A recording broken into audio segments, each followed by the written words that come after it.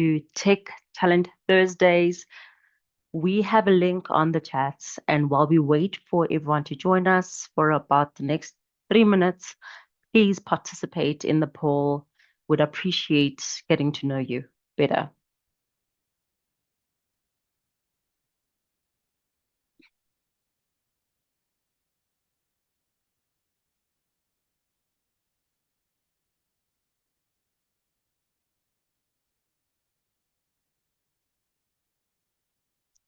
And we have about 23 participants so far. Okay, great. Keep answering, everyone. Welcome, Mabato. We love having you on this podcast. Do click on the link that we've added. It's just above you. We just want you to, we want to get to know you. So get to understand how you know us, how you know about us.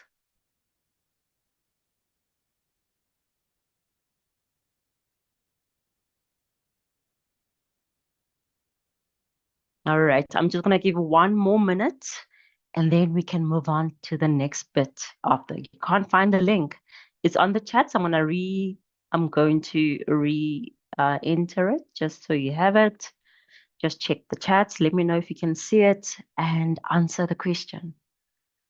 Of course, there is an option to get a QR code, but if it's not for you, we understand you might be joining us through your cell phone, and so scanning whilst joining cannot work.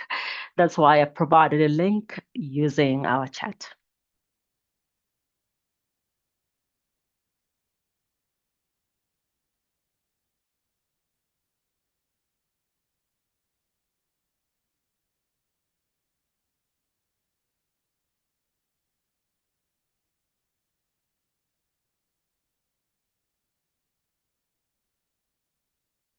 I'll provide the link one more time. Tabeling, thank you for asking. And we go.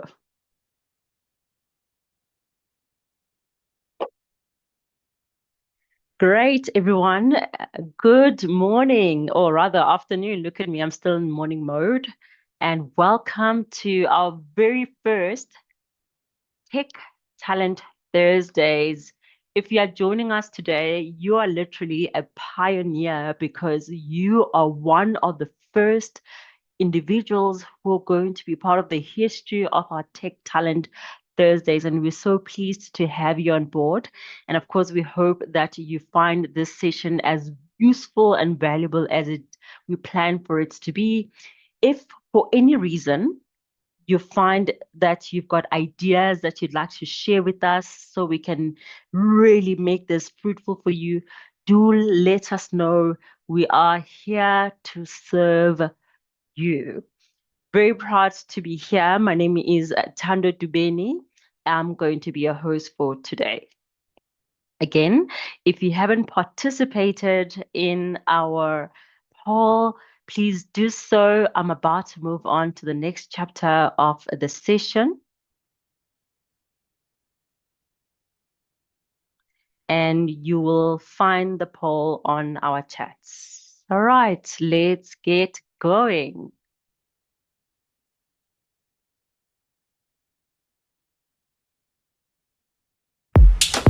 What happens when young people unlock the power of now? Change accelerates, careers ignite. This is the force behind the Naspers Lab's digital skills revolution, one that is already transforming thousands of lives. We come from different places, but we share the same mission. To break barriers, to build futures, and to own our stories. This program equips you so much. Come,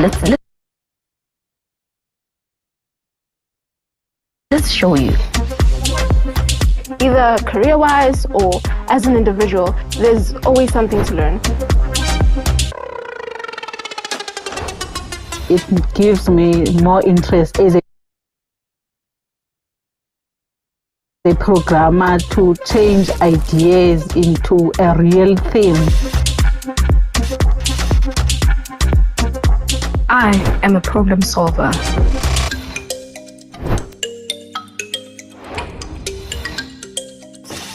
I'm turning ideas into code.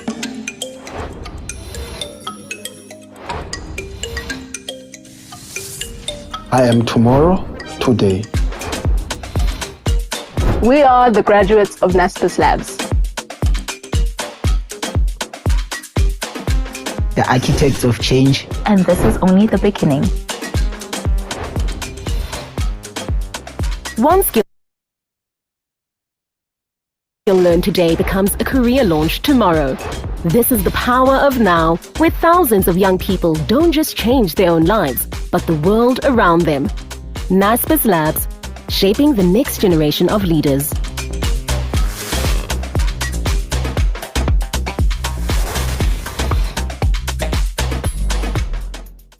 Great. This is you, guys. This is you. You are a Naspers Labs either participant because you're currently in the program or graduate. And we are so proud to have you join us in our session and can't wait to engage with you more as we grow this community of young people who are literally tech talent revolutionaries. So excited to have you here. And as I said, my name is Thando Dubeni, the Naspers Labs Programs Manager. And today we are hosting our very first episode, proudly brought to you by Naspers Labs. But if you are not certain, which is possible, if you're not certain that you are a Naspers Labs graduate, well, this is because what we do is we partner with implementation partners to run the training and the skills programs that you have been a part of. So you might have been under the Femtech Abakuchuli for IR, or you might be an Africa Tikkun graduate or participant. Some of you are participants using Dynamic DNA. We have some members from MindWorks, and Uvu Africa, or another name for it is Capacity, is, of course, one of our implementation partners or IPs. And all of these training providers are all sponsored by Naspers Labs. So if you didn't know, now you do. But here's the thing. We do not exist by ourselves. In fact, we are just a non-profit company. We are a non-profit generating company. So we don't actually really have money. So where do we get our money? Where does this fund come from? Who is this angel who is donating or sponsoring funds towards these programs? Well, yeah, learners, it's none other than Naspers. Now, I've been doing some road shows, visiting sites. I was in Gqeberha a month ago, and I was in Kimberley just last week, and I'm hoping to see the Kimberley participants in this particular webinar. But not all of you could recognize this golden Naspers until I said, well, do any of you shop at Take-A-Lot?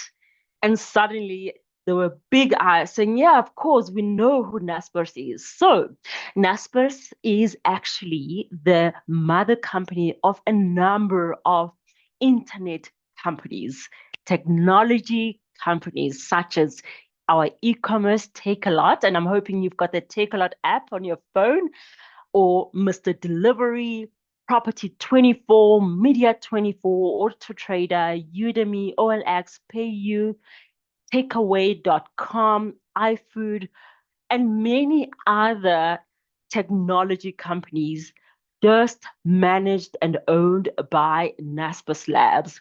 So if at any point in time you didn't know who Naspers is, I'm hoping from today, you know exactly who Naspers Labs is. And I'd like to remind you that it is exactly Naspers. So think about it. It's you being a customer of Take a Lot, or you making use of Mr. Delivery, that enables Naspers to sponsor organizations such as Naspers Labs so that you could participate in skills training. So I'm hoping you recognize the importance of being part of this economy, because by being part of this ecosystem, you are enabling even the future youth to actually have access to training. Of course, today is supposed to be a really exciting day. We've got a really interesting guest, a guest from one of the tech recruitment companies, OfferZen, who's going to be giving us a whole lot of information about how you, as a young person, can better prepare yourselves in preparation for a tech job. And whilst we are getting ourselves ready, I'm about to ask you just one more time to use your phone or join us using the link and answer a few questions. There's just 3 questions that I need you to answer, because at the end of this webinar, we'll be announcing a winner who will be taking home this pure bass JBL headset, and this could be you. So I'm encouraging you, grab your phones, and if you are using a phone, we're going to ask our team to bring out the questionnaire and just click on the area that has the questionnaire, and there you'll get to answer the questions. Now, remember this. This is different from the first poll we answered earlier. This is now the questions for the competition. So there's 3 questions that you're going to be answering for a competition, and you'll stand a chance to win a JBL Pure Bass. The first and fastest finger first is what will lead to a winner. So grab your phones, click on the get QR code, click on the link, or scan the QR code, and ensure that you participate for a chance to win this headset. I'm also adding the link again on our webinar chat, just so that those who do have their phones are able to click on the link. I'll give you about 1 minute to do this, and we then can introduce ourselves to Adriaan Venter from OfferZen.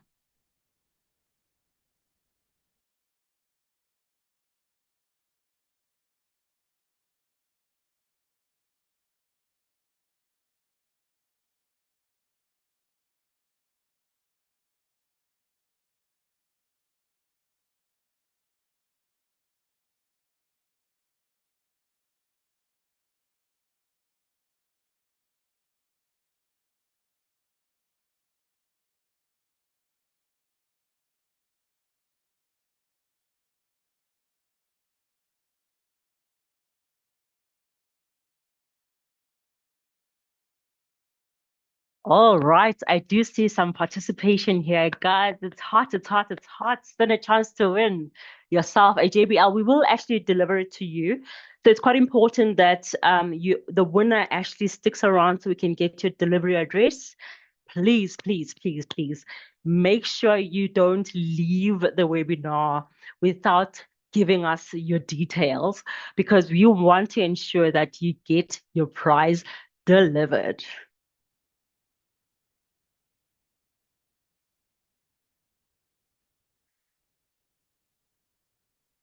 Okay, we're looking good. It's hot in here. Young people, I'm so excited to introduce our guest today. So if you played, I'm ready to move on, because I'm about to introduce a really exciting organization, and a really, really exciting and interesting company. Sorry. Some gremlins there. All right. All right. Let's get on to it. Sorry, T. We have Go for it. Kunene who raised their hand. Okay, go for it, Notula. I just want to also let you know that we will actually have a question and answer session. So in the meantime, if you do have certain questions, please text them. We've got our team looking out for those texts so that you are not left behind. So if there's like a technical issue, or like if you can't hear properly, there is somebody out there looking out for you to ensure that we attend to those issues. However, should you have any other questions, please stick around. There's going to be a Q&A session.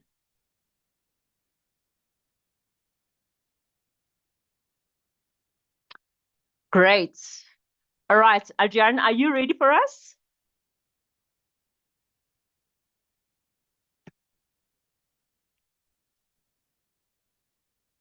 Adriaan?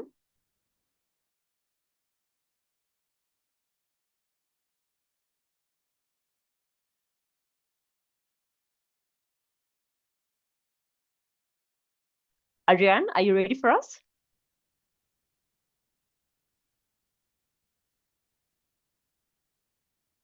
Adriaan?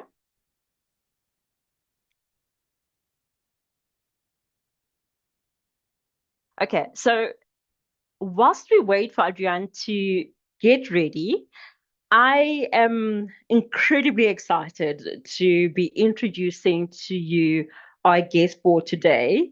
Adriaan Venter is from OfferZen.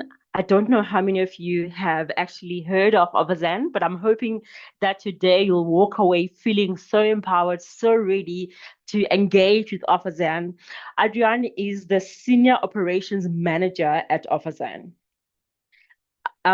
He has intel, guys. He's got all the tools and intel that will inform you how to best prepare yourself, best prepare your CV, best show up as a tech talent. OfferZen is an organization that works with tech talent. It recruits young people, it recruits experienced developers. It's looking out for people like yourselves to actually learn on how to get a job in tech. So I'm just gonna wait for him.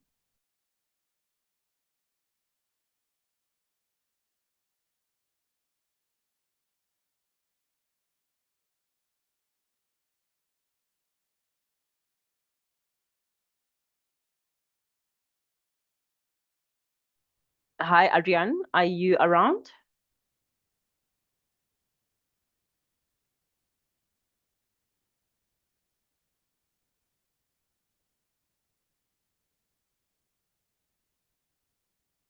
All right, let's quickly move on. I think Adriaan is actually having a bit of a challenge technically. He's not able to unmute, but maybe it's worth for me to just get into it. Adriaan, I'm in the audience. You need to get me on the panel link. That's what we're doing wrong. Okay, apologies for that. I saw you ring and I wasn't sure if I could answer. So Adriaan is here, ladies and gentlemen.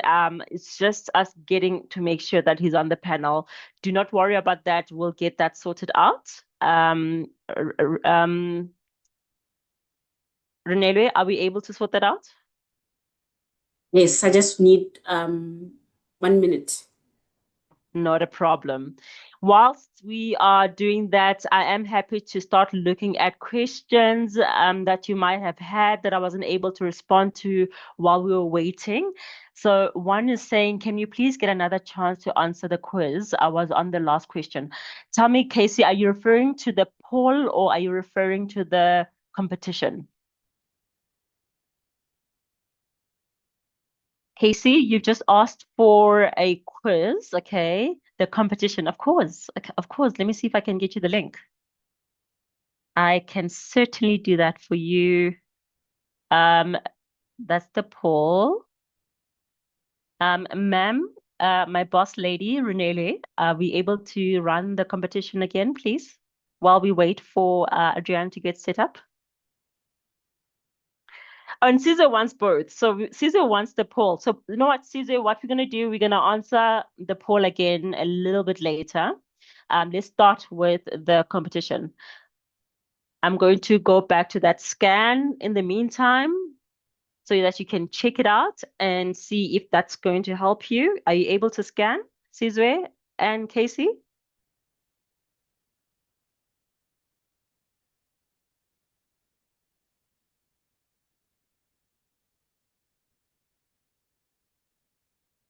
Hi, T. We Yes, managed to get Adriaan to be a panelist. And Adriaan is here. So happy to have you, Adriaan. Great to have you on board. And Renelo, in the meantime, please do add the link to both the competition as well as the poll questions so that we can enable every member of the audience to participate in both the poll as well as the competition. So excited to have you, Adriaan. We had this conversation, I think, 2 months ago. Yeah, it feels like years ago, but that's how time's moving in 2025. So really happy to have you and welcome. And I think I would understand what you mean by it feels like years ago because you are in the tech field and things move really fast. So what was when I spoke to you versus what is today could be completely different. And that's why we're here. We're here because you know a lot of what's happening in this industry, and we are really excited to learn and see how we can prepare our young people to actually participate in this industry. How do they get themselves in a position where where their best stand out for you to then be able to select them and get them to join an organization, whether it is in South Africa or in overseas, because that's also quite a dream. But before we get started, I just wanted to learn a little bit more. I mean, when I looked at your profile, you've done, I would never have thought that what you did in varsity would have led you to a tech career. So tell us a little bit more how you got yourself in the industry. yeah, that's a interesting question. I also wouldn't have thought that, believe it or not. So how did I land up in tech? I suppose it's a long story. I will have to take you all the way back to the 80s, which sounds like a really, yeah, it's crazy. You've heard of it, I'm sure, before many of us were alive. Yeah. I was lucky in that there was a computer in our house, full stop, which I think already a lot of people did not have access to. And for better or for worse, it was largely unsupervised. So I was just allowed to sort of tinker around with it and play with it. But it was never really top of mind for me, like, oh, I'm going to do this for a career one day. I kind of just wanted to figure out how it worked and play computer games, if I'm being quite honest, which I think was a lot of people's introduction to the industry. As Mario Brothers. Geez, Mario Brothers, everything. I was insatiable in that regard. But when I went off to study in Makanda, we used to call it Grahamstown, I went down the humanities route, so industrial sociology, organizational psychology, because for some reason I convinced myself that I wanted to understand people, which is important, but the tech thing was still more of like a hobbyist pursuit. Yeah. I went and lived overseas for a few years doing teaching. Very valuable opportunity to learn that I wasn't that interested in teaching. But the traveling was nice. And then ultimately came back to South Africa and then was faced with a question that I think a lot of people in this call are faced with. Okay, what do I actually want to do? And turns out they weren't hiring at the sociology factory or the psychology workshop. So I had to think of something else. I was drawn to the sort of startup scene in Cape Town. That was my first gig, was at a very small sort of online SaaS startup, doing the things you do at a startup with 5 people in it. Just to say everything. You're doing a bit of marketing, you're doing customer support, you're figuring out how Ruby works, and you get a very sort of generalist idea of how these sort of things work.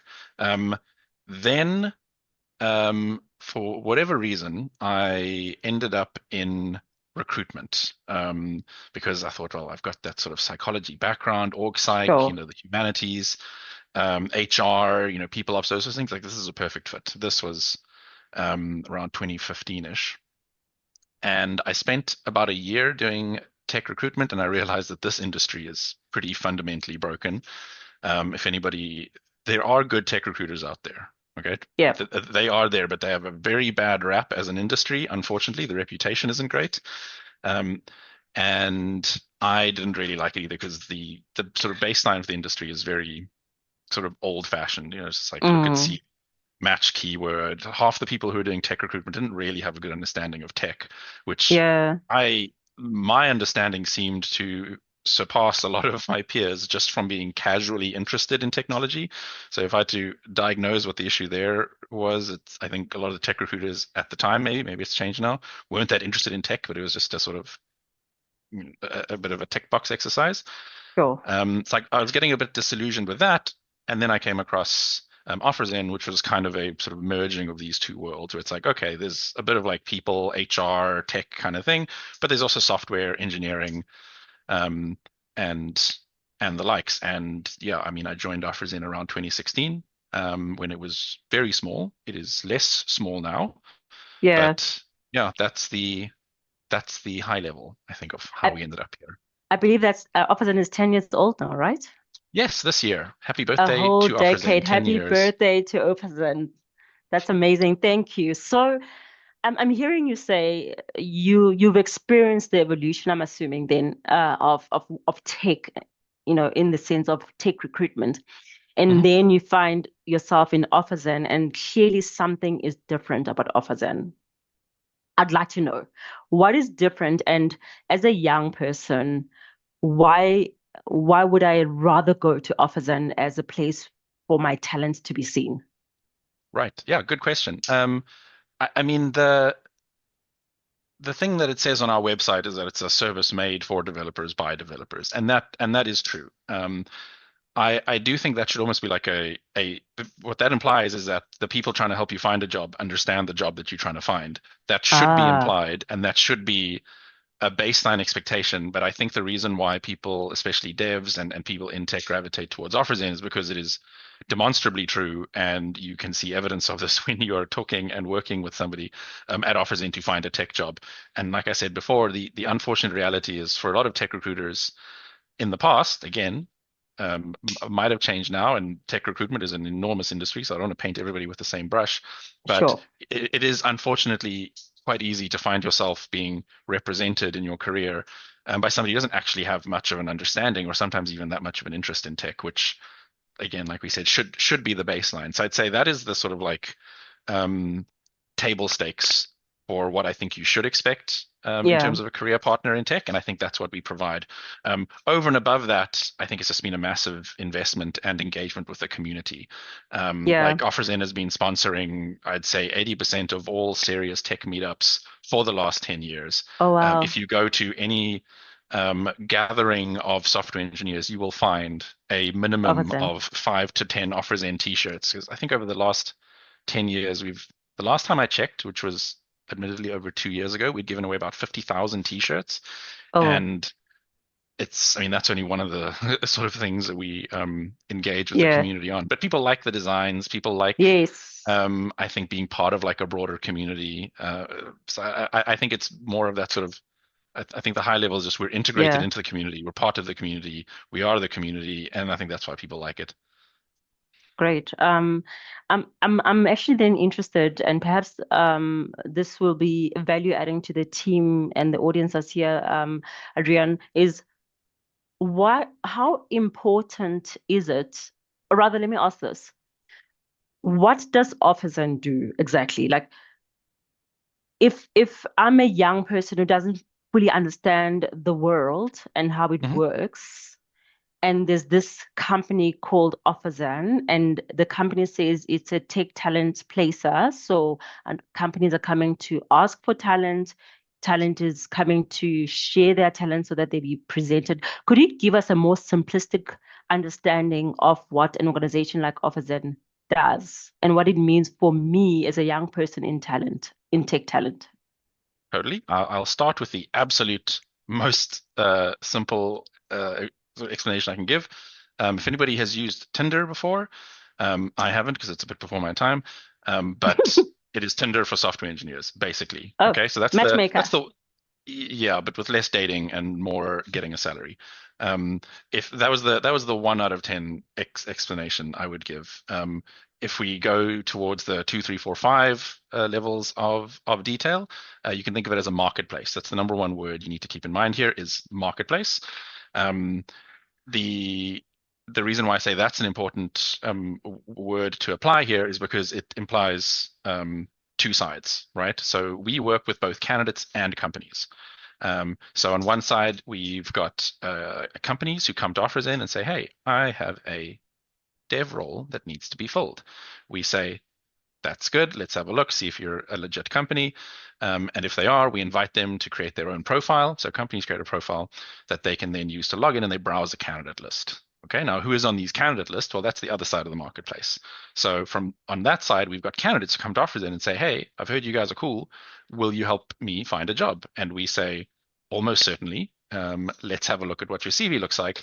And we will basically review to make sure that somebody has the kind of background, skills, qualifications, credentials, all of that match to the demand that is on our marketplace, which we see in terms of company signups. So once a candidate creates a profile, then they are live on OfferZen, and this is where the, I guess, big difference happens in that companies reach out to candidates on OfferZen, right? So you're not applying to jobs, you are presenting yourself onto this marketplace, and companies are looking for people who match the roles that they are looking to fill, and they reach out to you directly. Now, you can apply to jobs on OfferZen, but it's more of like it is not even close to the primary driver of activity. I think the number one thing that differentiates us, and I think the thing that the candidates like the most, and honestly the companies too, is that you are able to be approached with competitive offers where your salary is stated up front. They essentially look at your profile before they reach out to you. So the odds of there being a good match are just a lot higher. That was the 5 out of 10 level of detail. We can go to 10, but it might take a bit longer. I love it though. I love the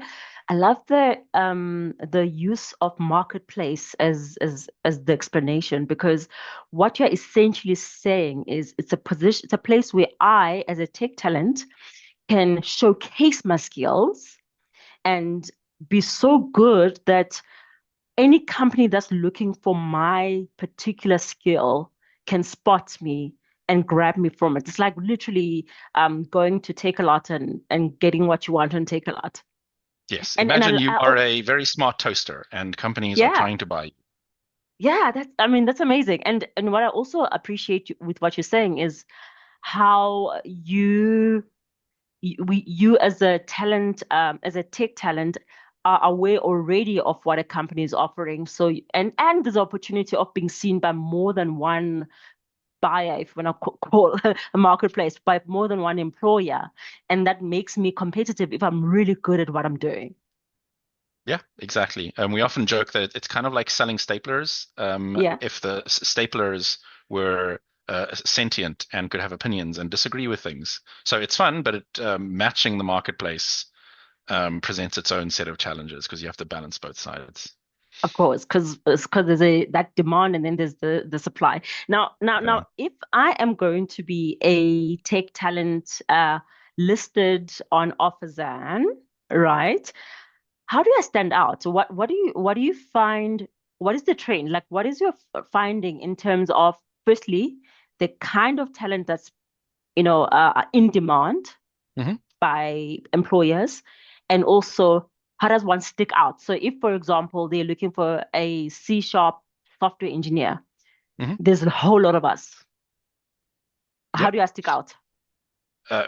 Great question. Number one, I'll preface this by saying every year we do a survey in terms of what we call it State of the Nation, I think we call it State of the Software Development Nation annual report. We put that out every single year. We've done so for the last, I'm not sure, at least 5-6 years. And we take data that we get from the community as well as our own internal data, and we basically present that back out to everybody as just a sort of exercise to make sure that everybody has access to as much information as possible, because obviously the more information you have, the better decisions you can make. Now, based on this year's version, and what I was going to encourage everybody to do is just go online, type in 2025 State of the Software Development Nation, OfferZen, and you will find this, and everything I'm going to say here and more is going to be in there with interactive charts and all of that good stuff. So I'm basically just going to summarize the contents of that as well as my own sort of observations sprinkled in. So to speak to your original question, like what is in demand and how can you make yourself stand out? Now, when I take us through the skills that are in demand here, I don't want anybody thinking if they're not already on this, like, oh, it's too late, they're cooked, like they don't stand a chance. Like these things change at quite a pace. So if I'm listing things that are in demand now and it's not something you're working on or not even something you've ever heard of, the good news is things are changing faster than they've ever changed. So if you're not on the newest hotness tech-wise just yet, you could start tomorrow and you wouldn't be that far behind, because that's how new everything is. Sure. So I just want to preface things with that. So in terms of the skills that are in demand, a lot of the primary skills and roles that people are looking for the most. Thank you for posting it in the chat there, Tando. Great. The answer that I'm going to give isn't going to surprise anybody. It's AI. It's the 10 million pound gorilla in every single room. Now, that isn't to say like, oh, the only thing that is in demand are AI devs. Like what we're seeing more is AI being a driver of demand for in skills that support AI. So, for example, big data engineers, anybody working with data, anybody in sort of machine learning, ML ops, those sort of things, that's very highly in demand. But also just back-end engineers, right? Like we still need to make sort of old school code and websites. Not everything is AI enabled. What we're generally seeing is people want to sort of put a layer of AI over their existing products. So the AI piece is important, but the existing maintenance and creation of sort of legacy products is still important. So your Javas, your C#, like these will never not be in demand. So I also just want to give people like contextualize things. If I'm not mentioning something else, that doesn't mean it's not in demand, right? Sure. Like AI, machine learning, these things are more in demand, but baseline tech skills are still very much sought after. Now, in terms of like, how do you stand out? Like, how do I, let's say I'm in a room with 100 other C# devs. How do I make somebody look at my profile and not theirs? Some people might not like hearing this, because a lot of people got into tech because they thought it would absolve them from having to interact with humans and learn good people skills and communication. Yeah, that was my dream too. It was the way to go. If you're not a social person, I just want to be behind the computer screen and that's all I want to do. What's changed? Well, it's still. Look, I don't want to enable people who have sort of like social aversions and things like that. At some point, you should probably talk to somebody and be out in the world. But the reality is, you can get further with less sort of social skills, quote unquote, in tech than maybe in like some other line. But the reality is, the people who stand out are the ones that can communicate well. Like the 10 out of 10, the 11 out of 10 dev has the technical ability, but the communication skills on top of it. So you can say like, oh, I don't need them. It's not necessary. It's like, that's true. You could probably get by. But the real sort of eye catcher is going to be somebody who can communicate the work that they do succinctly.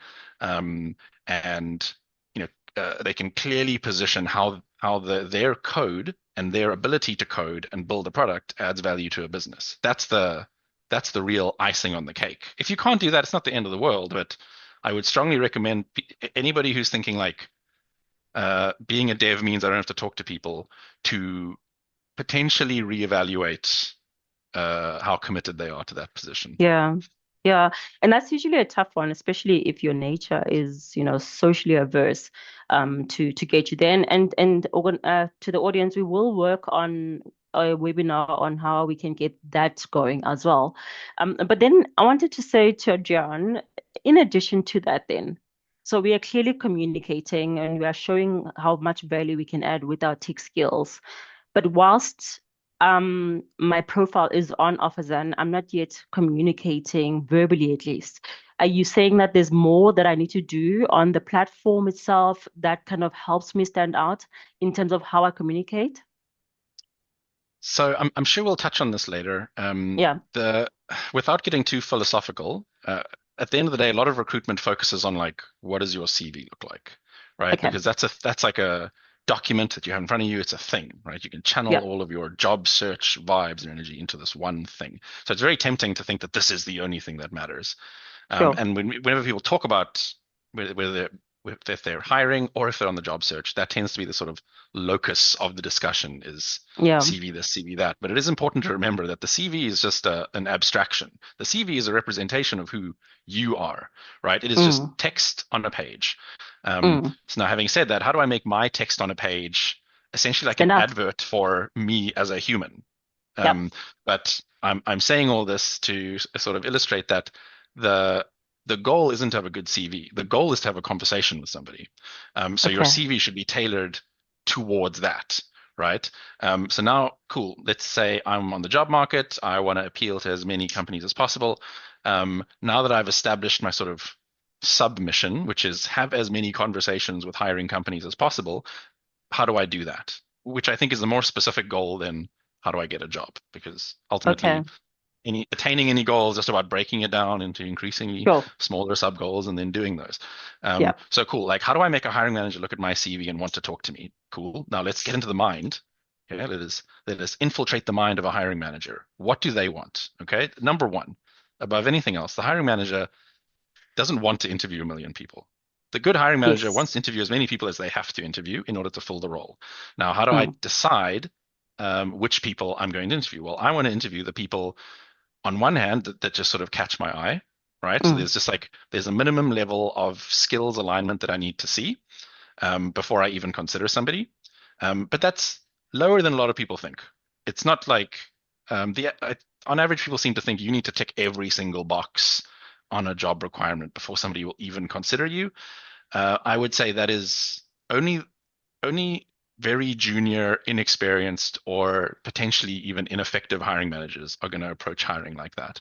What you're really looking for is somebody who can do the job. They've got the skills, but now I want to evaluate, okay, but can they apply those skills in a way that's going to be able to improve our product? Are they going to be able to ship features?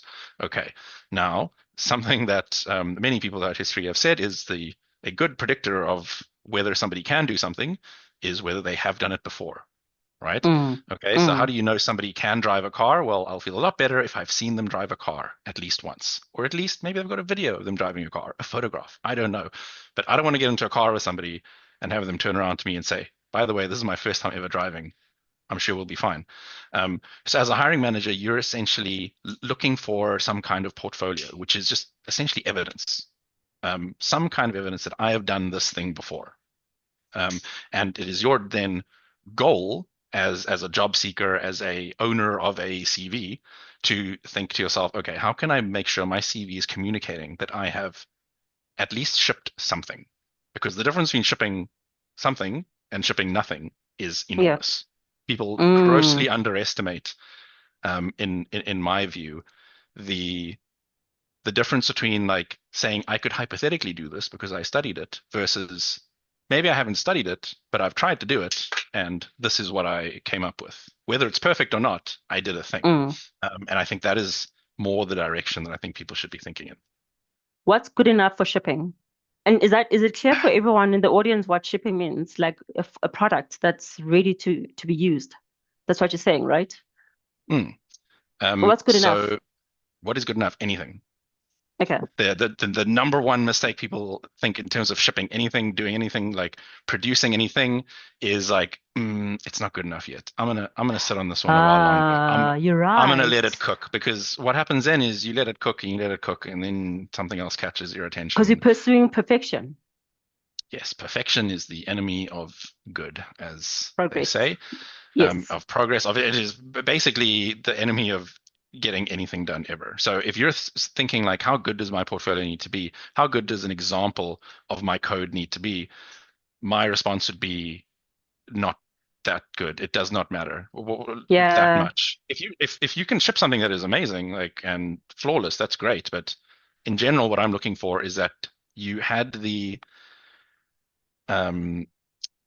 sort of spirit to actually look at this thing that you made and be like, it's not perfect, but I'm going to put it out there. I'm going to see what people have to think, because that's when you start doing stuff, right? Like, people think you're going to ship it and then it's finished. Like, shipping anything is A step starting one. point.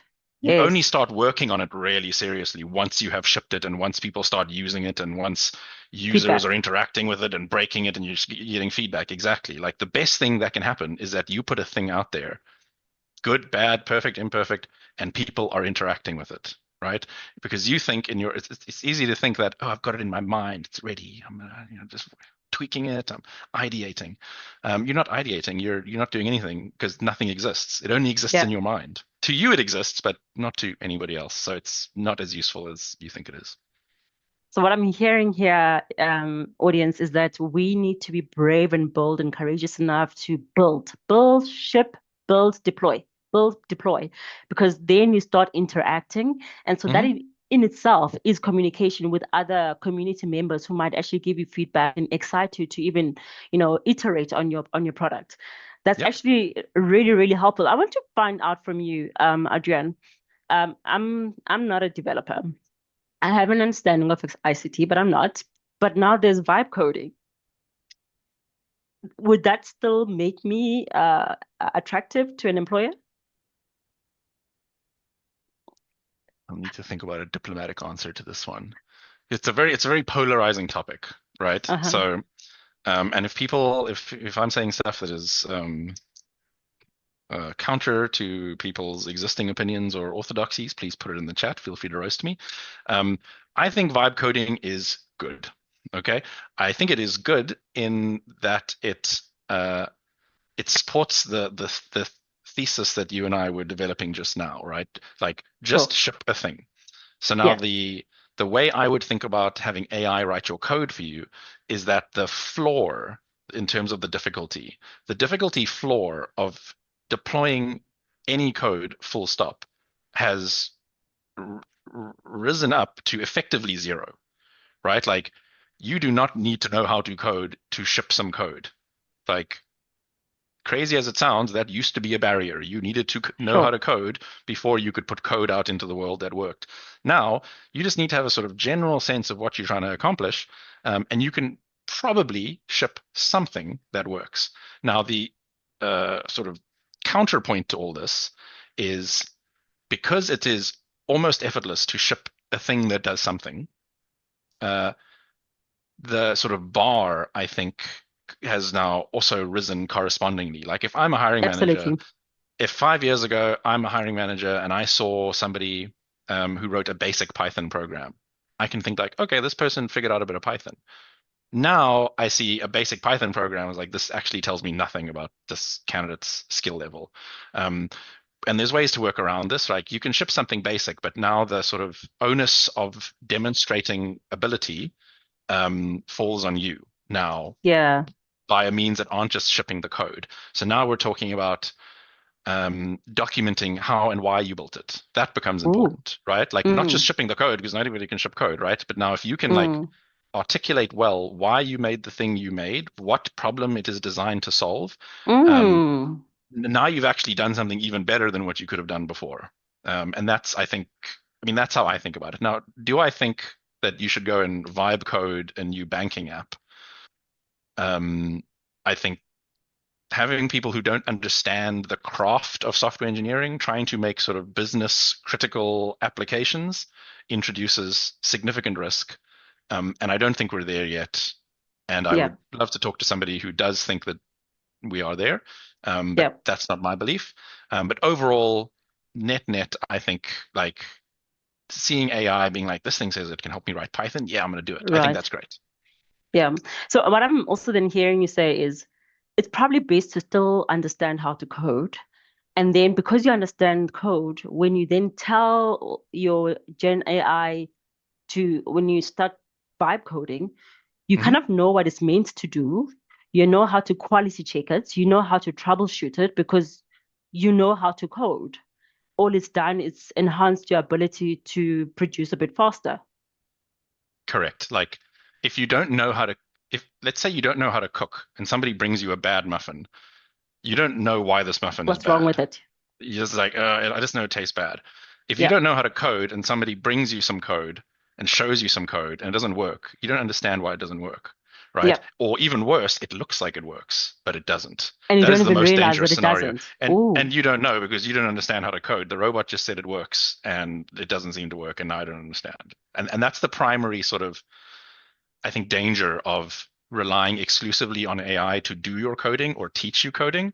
But what we're seeing is the best developers are using AI to enhance their skill. It's not really going from 0 to 1. It's like, oh, I couldn't code, and now AI means I'm a software engineer. What it generally means is I was already a pretty decent engineer, but now I've got the equivalent of a sort of junior engineer following me around, doing little tasks for me, completing certain lines, like making tests for me, those sort of things. It's doing the stuff that would have taken me time, but didn't really require me to sort of engage my human essence as an engineer. And I can just sort of offload that onto the machine so that I can spend more time being creative. That's the best sort of vision of AI. And I think that's the direction everybody wants this to go in. Yeah. Yeah, so team, I think I'm hoping you're understanding how important it is to still enhance your coding skills. I think it actually makes sense for you to know how. It's like how you know how to do maths, but sometimes you'll take a calculator, and if the results are wrong, you almost can see it because you know how to do math. So it's pretty much the same thing. I want to know then, so these are things that I can do to stand out. It's the projects that I'm putting out there, and I'm going to share a link, everyone, that allows you to upload your, go into OfferZen and, create a profile so that, you then do this. I'm hoping next time when we have our session, I would have seen a number of people who would have already uploaded their profiles. But when I'm about to upload my profile, Adriaan, I want to make sure that I also minimize the things that I could do wrong. So in your experience, what are those mistakes that you find, especially junior developers making when they are, putting together their profile and trying to stand out there? What must I be looking out for that I shouldn't be doing? Good question. I apologize if I'm about to say some stuff that's really basic, but my general belief is that that's the stuff that we typically get wrong because we either know it's a thing and we ignore it because it's too basic, or we don't know it's a thing, but we don't know that we don't know it. So it's a sort of unknown. In general, I'm gonna go back to what I said before. It's about communication. Over-explain. Yeah. If you're a junior, you don't have the luxury of being able to summarize 10 years of experience into 10 concise bullets. So you're gonna have to put sometimes significant work into sort of over-explaining in as much detail what you have done, what you could do, and why you made the decisions that you made. And I can't emphasize enough, like the thing that's going to set you apart the most as a junior is going to be, in my view, communication skills, like ability to work in a team, and ability to sort of like communicate in a business and a team context, and being able to demonstrate your ability somehow, have some receipts, okay? And that does take extra work. I'm not going to lie to you and be like, oh yeah, it's easy. It's going to take you it is harder to be noticed as a junior developer than it is as a senior developer because you need to do more with less. A lot of recruitment is essentially just looking at somebody's CV and looking like, okay, they did this, they did this, they did this. That's very similar to what we want to do. The fact that they did it before gives me confidence that they can do it again, right? This person built a fintech app. I'm sure he can help us build another one. If you're a junior, you are just relying on straight potential. And that is hard because it's difficult to quantify potential on both sides. As the person with potential, it's hard to quantify what you could possibly do. If the person on the other side is looking for potential, like what is it? It could be anything. Like it's more of like you'll need to impress me. I don't really know what you can do either. So it's about doing something to de-risk this for the person who's looking to employ you, and communicate what you could do. And again, a lot of like, I'm a junior, I haven't done any work. Then make some work. Okay, like make some work, make a project for yourself, put something together, come up with a problem in your day-to-day life. Like, gee, my lights, it's annoying that I have to get up every morning and turn the light next to my bed on, and that, that bugs me. Okay, like code a service that uses a Wi-Fi switch to turn your light. You know what I mean? Like these things sound silly, but a lot of software engineering is identifying problems. So you are sort of you're killing two birds here by demonstrating I can identify a problem, I can document why it's a problem, I can come up with ways in which to solve the problem, and then I can show people how I might go about solving that problem. You're sort of running the whole sort of product loop in a very contained way, in a very sort of like easily controllable space for yourself. So that's it. Like number one, like do not sleep on communication ability. Number two, do your best to provide evidence of your potential in the form of a project or a portfolio or something. Sure. Actually, that makes a whole lot of sense. And I think if I'm to employ anyone, even today, knowing the projects that they've done makes me want to work with them, because I'm like, okay, you can do that. And I mean, I just onboarded an intern now, and in the first 3 days, they had put together a dashboard analysis on Power BI, because that's what I needed in first 3 days. And I needed it for Monday. So it's quite important. Tell me, I'm really curious, does OfferZen or your clients whom you are, who are sourcing this talent, do they care about degrees at all? Do they care about certifications at all? Is this thing still important? Everyone's just questioning whether we still need to go to school. Yeah, I remember questioning that all the time, especially when I was at school. I think they are less important than people think, but they are still important. And if you'll allow me to get a little bit philosophical, please go for it. I hope you can. So, by the way, I hope we can extend time. I just need about 15 minutes extra of this hour that I booked for you. No, I'm good. I'll try to keep it concise. But again, if we go back to first principles, like why does anybody think university degree is important? I think it's tempting to think that, oh, it's important because it teaches me things. Like an employer doesn't really care how you learn a thing. An employer cares how you learn a thing. They just care that you have the knowledge. Okay, so now we've established what is important, having the knowledge. A lot of employers, people who are hiring managers, however you want to label that group, they are looking to reduce the amount of risk that is present in their decision-making structure, right? Sure. Now, the primary risk when you're hiring somebody is they seem to be saying they can do a thing, but I'm about to send them a legally binding contract that commits both of us to a relationship. And if they can't do the thing, then I've got problems, right? Because it's not going to be a fruitful relationship for anybody. So as an employer, you just want to know, can they do a thing? Now, the reason why we all sort of collectively agreed that degrees are nice is because we'll look at UCT and we're like, okay, UCT, smart people at UCT. And a degree is basically just the smart people at UCT saying, yeah, Tando was here for 3 years and she studied this course and she passed all of her tests. So she probably, probabilistically, she likely understands this knowledge that we describe as a comp sci degree. Now, as an employer, you think, okay, how much do I trust UCT as a brand? And then you look at that degree and it's like, yeah, that broadly describes some of the skills we need. Okay, I feel better now because at least somebody else is saying this person probably knows this. Okay. Now, if we're going to say that degrees are or aren't important, that's what we're competing with. Now, again, I'm going to sound like a stuck record. How can we compete with something like that? How can we compete with this, institution that's hundreds of years old with marketing budget and everybody agrees that it's very, very cool? Well, the number one way to prove that you can do something is having done it before. Okay. Now, again, I'm not going to do the whole pitch on portfolios and projects and stuff like that, but that is probably your best. If you don't have a degree, you need to be thinking to yourself, how else can I create confidence in a third party, in an employer, that I can do a thing? Okay. It's probably going to be putting some effort into creating a project for myself, that demonstrates that I can do the thing. Short courses are kind of the same thing, but to me, you essentially get the worst of both worlds, where unfortunately, and I don't know if I'm stepping on academia's toes here, but a degree is only really worth what somebody like. It's only really worth how much the person who's evaluating it holds that institution in esteem.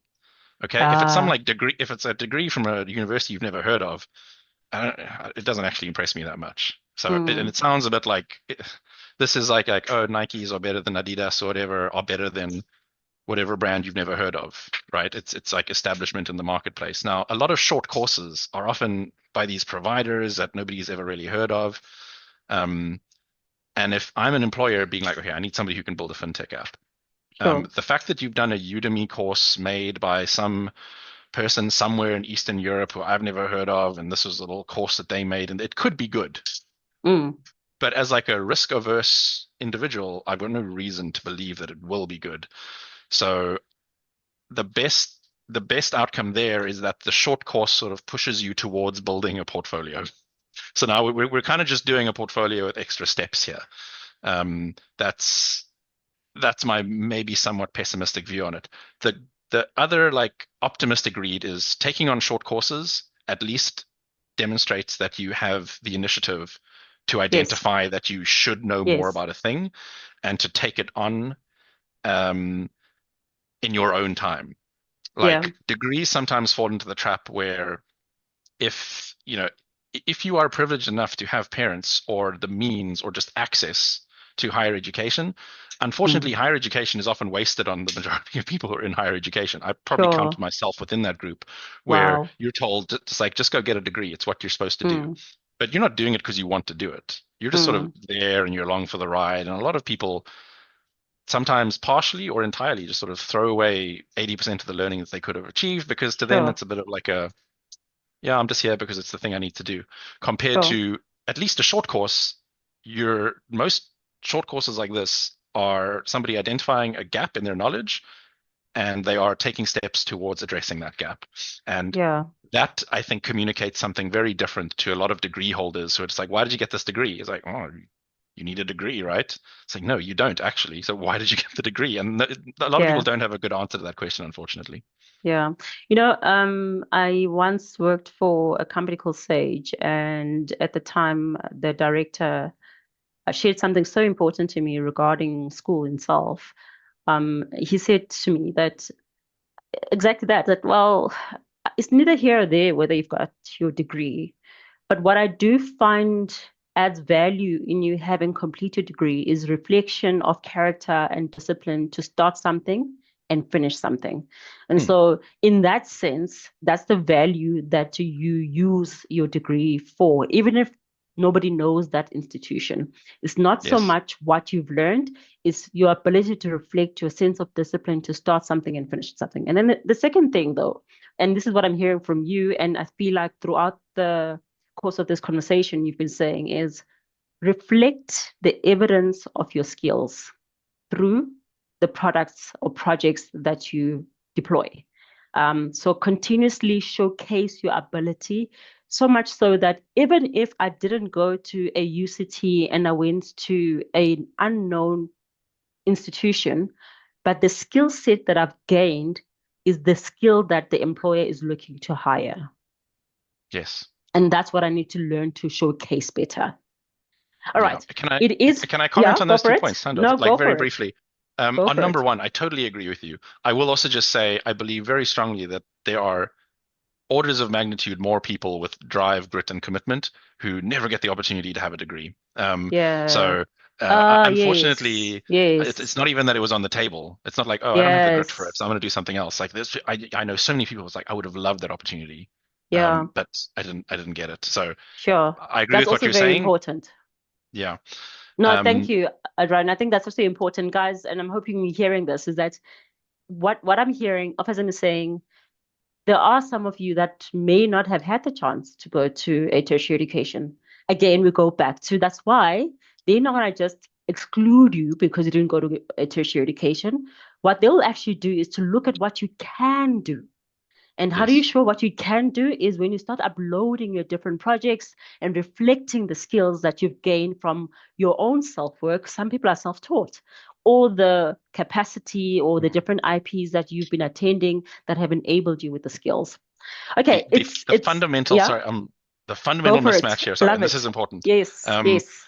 The mismatch that I believe in, that is holding employment, the economy, everything back. And this is also the sort of founding belief of OfferZen, is that opportunity and talent are not matched. They are not co-located. People tend to think like there's opportunity and there is talent, and it'll just sort of magically find each other. And the internet is nice for these things because it creates the means and opportunity for this to happen. But the reality is there can be enormous concentrations of talent in areas where there is not that much opportunity. And there isn't that much you can do necessarily just to like fix that problem outright. And I think that's what we should be aiming to do, and that's what OfferZen aims to do. But I think that's what every single person in this call should also be thinking about, is like, how do we better sort of match opportunity and talent? Like, we've got the internet, we've got all this stuff, but that is the fundamental problem to be solved, is the allocation of sort of distributed talent to sometimes concentrated opportunities. Correct. Sure. I mean, I want to move to Q&A now, but I think what you made me remember is exactly what you're just saying. I might be a person sitting in Lusikisiki in some rural area and nobody really knows about me, but I've been working on my own, using internet to learn how to code, and I'm coding. So I'm now brought to this question: does OfferZen offer remote opportunities where I can still continue living in Lusikisiki because I'm looking after my grandparents, but I've got this talent and I want to be able to generate income with it? Yeah. It's the rise of remote work was quite dramatic. And we had COVID. I'm not sure, I probably don't want to talk about that too much, but it was sort of necessitated out of this, like, okay, this needs to happen because it's not going to happen any other way. And I think tech was uniquely positioned for this, because it's sort of like by default you don't have to be in the same room as somebody. So I think most people and most organizations are like, well, we're going to make the best of a bad situation and roll with it, and we just saw remote opportunities shoot up through the roof. I will just say, to introduce some potentially unwanted realism into the conversation, it is on the decline. Full remote opportunities are not trending upwards. They are trending slowly downwards. Hybrid work has proven resilient. A lot of places have sort of moved from full remote down into a sort of hybrid setup, but we are seeing significantly fewer fully remote roles across the board, with an uptick in hybrid roles, i.e. very few roles are going remote on site. It does still happen though. Quite a few roles are going remote hybrid, because there is this realization from people on both sides that there is something about being in the same room as somebody. But that being said, we are a fully remote business. I have people in my team who I'm having one-on-ones with people in, Stutterheim and Richmond and Newcastle, whatever. It's all over the place, but it does vary from business to business. Lovely. All right. I've stolen the show, and I need to give others an opportunity to ask some questions. So it is Q&A. Firstly, thank you for everyone who's still on this call. I'm sorry that I've extended it, but I think I don't want to miss the opportunity of giving you a chance to ask Adriaan questions. Remember, this whole Tech Talent Thursday is to give you a chance to get closer to individuals that you want to ask questions to. Why are they not looking at my CV? Why did it not stand out? Why are you not hiring me? And I'm hoping that so far you're getting some ideas about what you can do to stand out, what you can do to really put yourself out there in order to get into those highly demanded jobs. Now it's question time. Please raise your hand if you want to voice your questions, but I'll also go through the chats to see if there's any questions. My team is looking out for any hands that are raised. I would love to hear your voice, so please do take the chance to raise a hand. Anati, you have a question. Anati has a question, Renele. Please unmute him or her, them. Yes, I've allowed him to talk. Hello, Anati. Welcome. He just has to unmute on his side.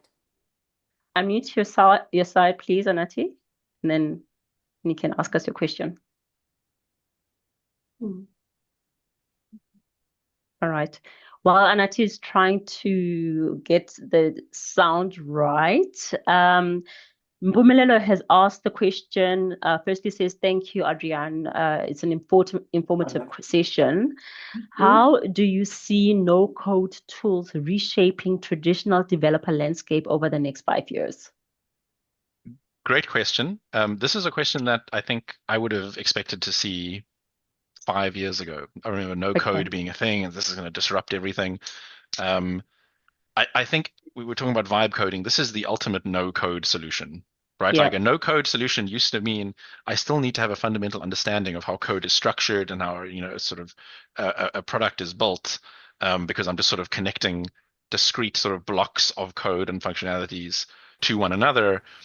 Nowadays, AI coding is sort of like told us you don't even need to understand that.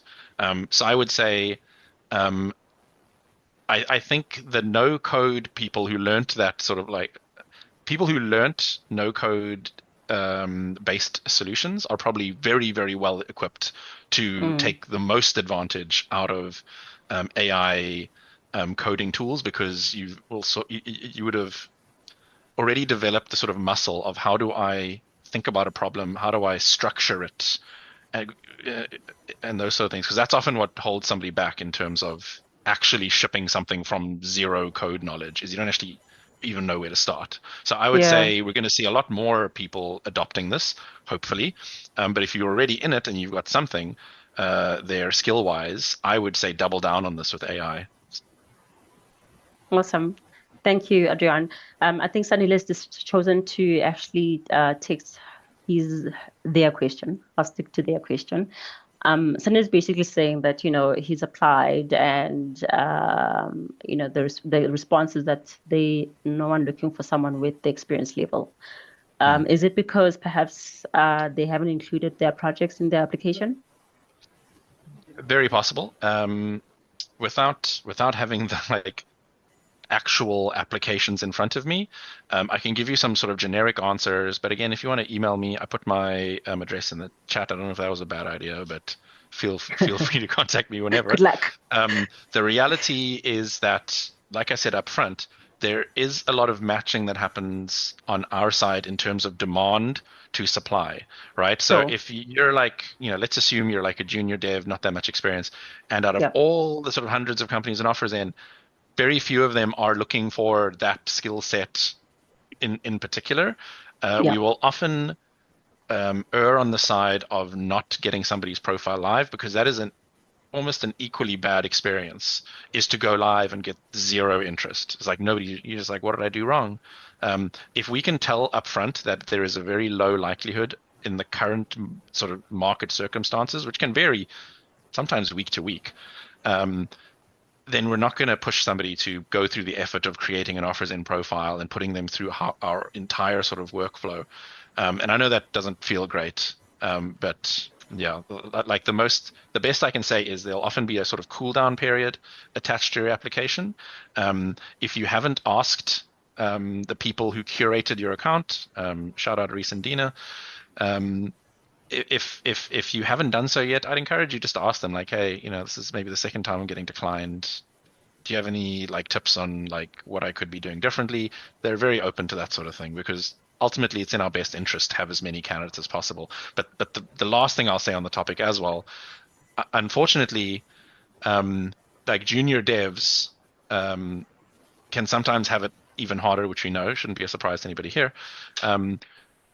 A lot of companies will often sort of have their own grad programs. So they'll come to us, like, we want to hire some devs. And we'll say, cool, what are you looking for? Junior, intermediate? It's like, no, well, junior is covered because you've got a grad program. We go to this university and do these things. So they don't always come to us looking for junior devs as much as they come to us looking for intermediate and senior devs. And it varies month to month, week to week. But on average, I would say that isn't where the majority of demand on OfferZen is coming from.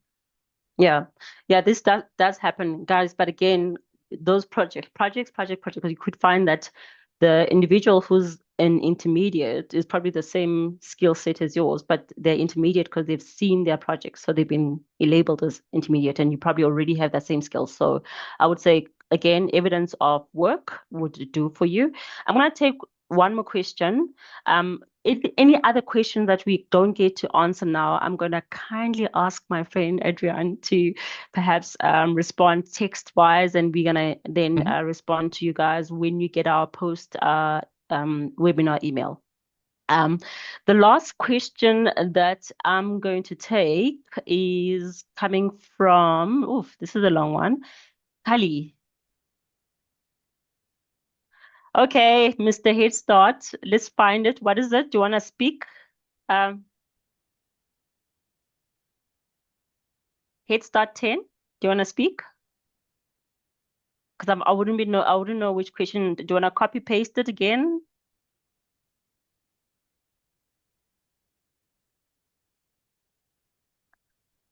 Okay, I can't see your question, Mr. Head Start. So I'm going to move on to Thabiso. Yes. I'll read the question for you. It's on the Q&A. Okay, go for it. Oh, I see. Sorry. Go for it. I heard Adriaan say that OfferZen is a solution for developers by developers.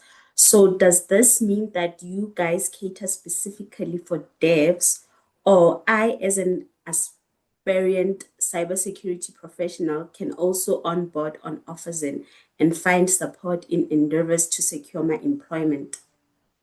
Okay, that's a nice question, Ashley. Thank you for insisting we read it. Go for it, Adriaan.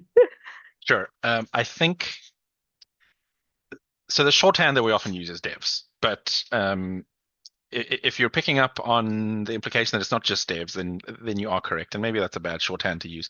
The reality is it's closer to anybody who is involved in building a product.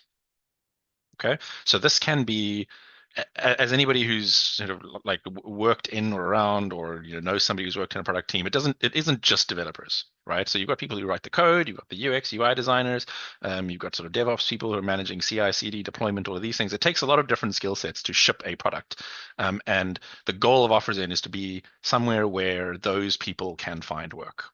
Now, that doesn't mean that going back to what we were saying about opportunity, the majority of the opportunities on OfferZen are going to be for core software development.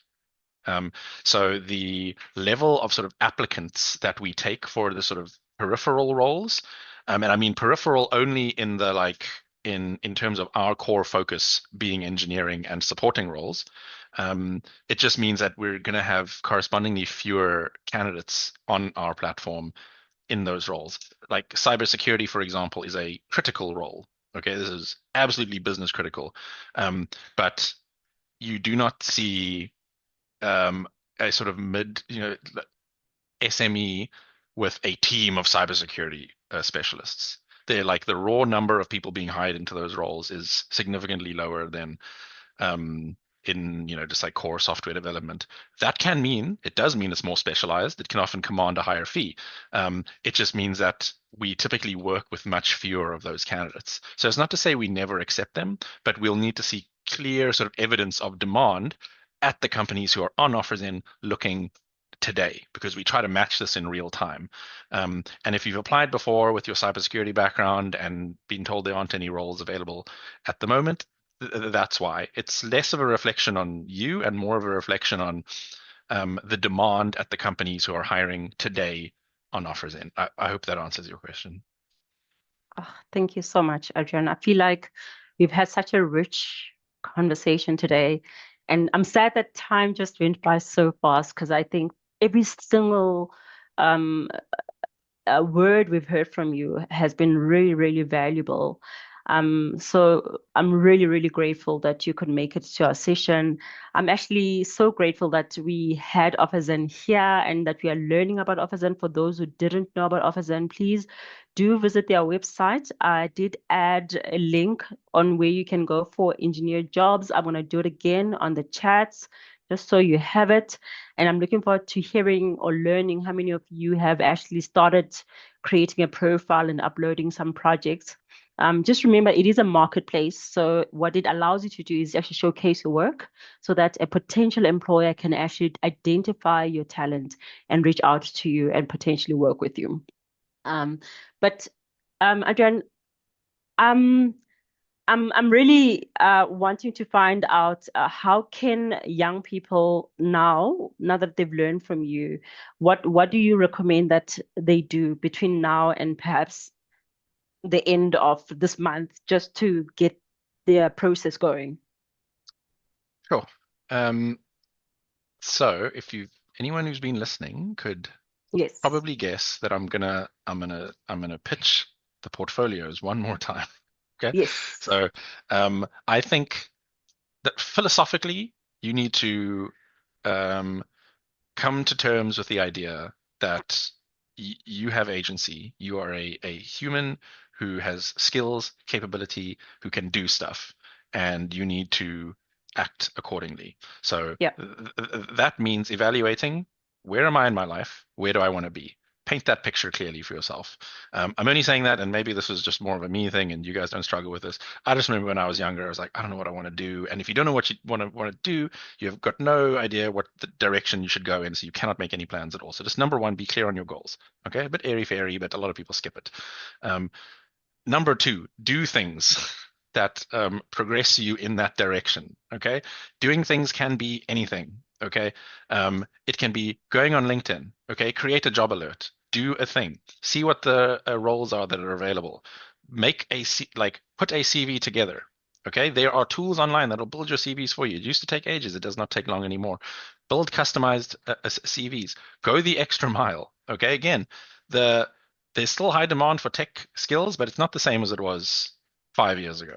Okay, the demand it's high, but it's lower than it was a few years ago. It's a bit more competitive than you might be used to. So go the extra mile, build that portfolio, customize that CV, reach out to people on LinkedIn. I know that sounds cringe. We don't like talking to people. It's lame. Like if there are roles open if you see an open role, junior developer at cool company, okay, go to cool company, look for cool company CEO, look for cool company hiring manager, recruiter, DM them. Hey, I read this this job role. It looks a lot like something I can really do. What do you think? Okay, just doing that has put you so far ahead of everyone else who just said, apply. Anyway, I hope this works out. Like, there are things you can do. People don't often talk about them, but we are living in a world where you can just do things. So I encourage you to just do things because it takes less than you think to put yourself ahead of everyone else. Great. That sounds wise, hey? I mean, philosopher today. Did you know you had that in you? Yeah, my wife sometimes says so, but not always in a good way. That's funny. I feel like I've learned a lot today, and I'm hoping everybody in the audience also feels the same.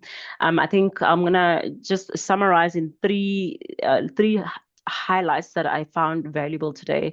Not that they're the only highlights, but just the three that I really think is something that we can walk away with. One, improving our communication skills. I don't think that has been said enough, but improve, work on it, practice more, build projects that allow you to explain from start to end what you did or the problem you identified, how you then decided to solve the problem, and how the product was actually finalized, or what the problem value is. You spoke about value, actually, so I need to say that properly. So describe your product. Okay. Do you want to do this for me?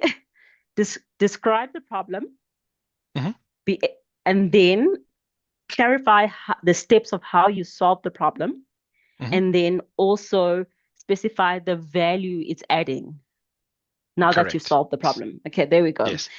So that was one. The two was also having projects, whether it's vibe coding or more. Don't wait for perfection.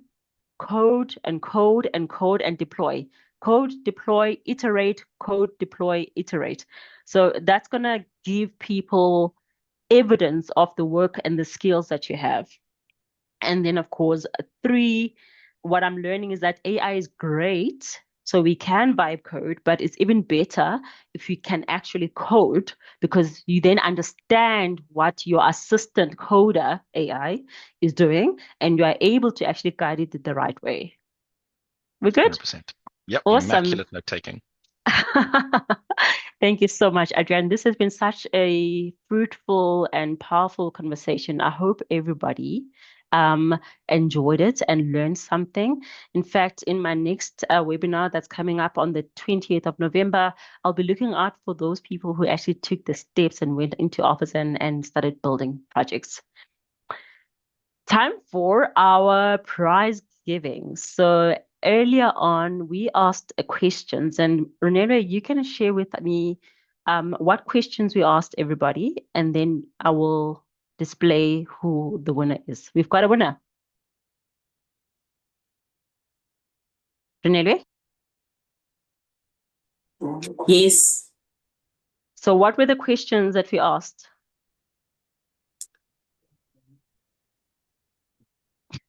I'll launch just now.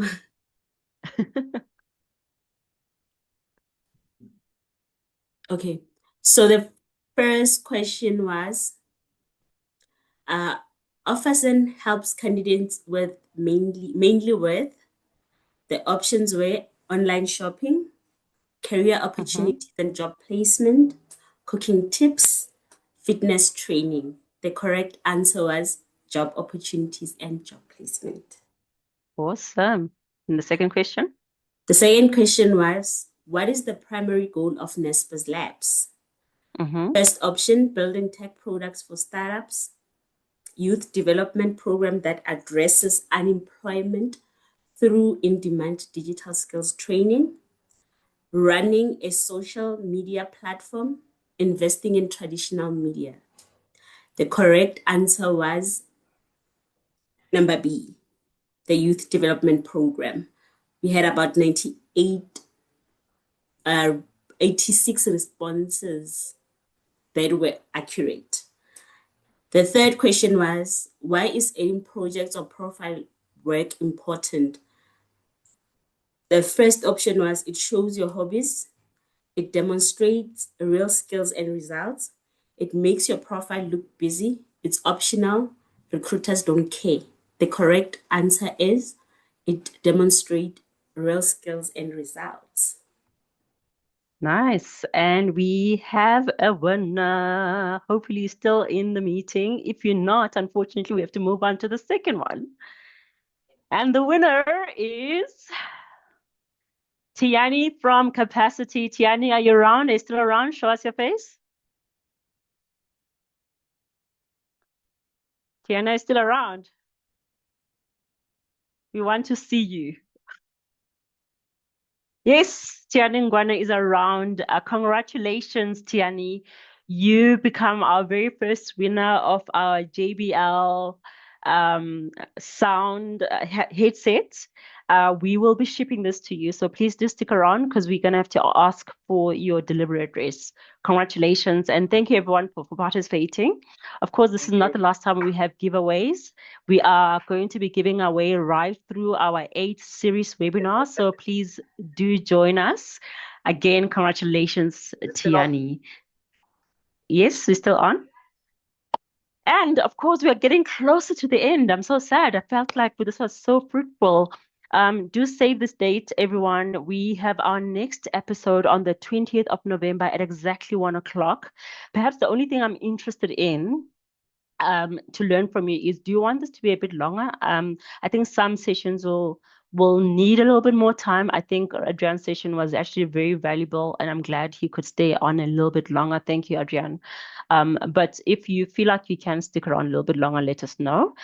So the next session will be a crafting a winning CV session, and we will have an owner of a company who actually is recruiting for tech talent, and who actually has built an AI solution for CV crafting, and we will be giving away some vouchers for those who would like to make use of that solution. So please be here and let's see how that goes. Otherwise, we are really grateful for you joining us on this Tech Talent Thursday.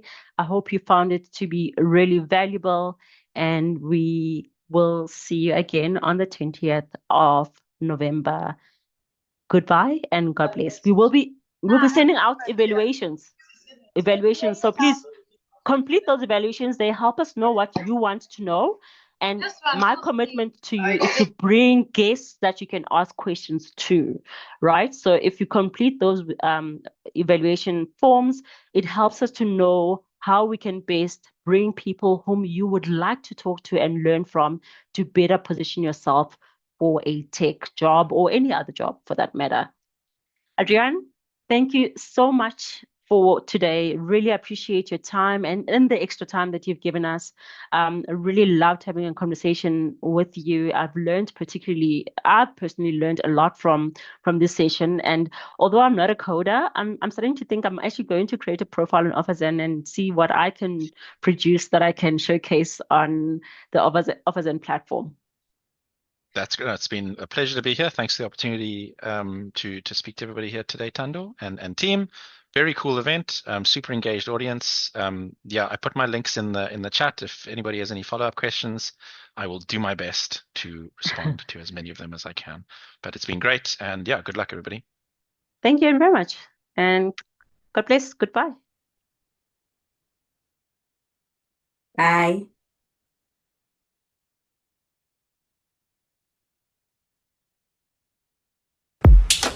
What happens when young people unlock the power of now? Change accelerates. Careers ignite. This is the force behind the Naspers Labs digital skills revolution, one that is already transforming thousands of lives. We come from different places, but we share the same mission. To break barriers. To build futures. and to own our stories. This program equips you so much. Come, let's show you. Either career-wise or as an individual, there's always something to learn. It gives me more interest as a programmer to change ideas into a real thing. I am a problem solver.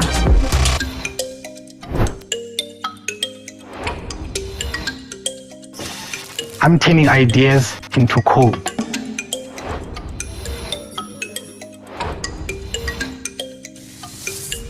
I am tomorrow, today. We are the graduates of Naspers Labs. The architects of change. And this is only the beginning. One skill learned today becomes a career launch tomorrow. This is the power of now, where thousands of young people don't just change their own lives, but the world around them. Naspers Labs,